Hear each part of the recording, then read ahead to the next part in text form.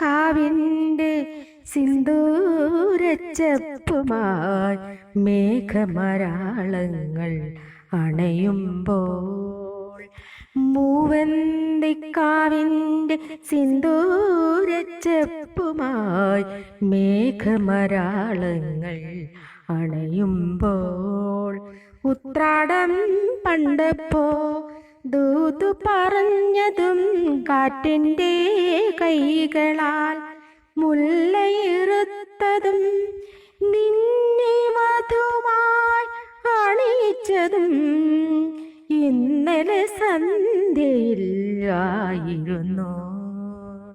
ശ്രാവണ സങ്കൽപ്പ തീരങ്ങളിൽ ശാരിക പാടിയ നേരം.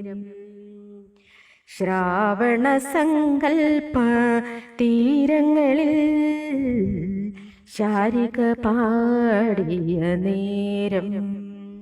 ഓർമ്മകളിൽ തെളിയുകയായി പൊന്നോമനതൻ രൂപം.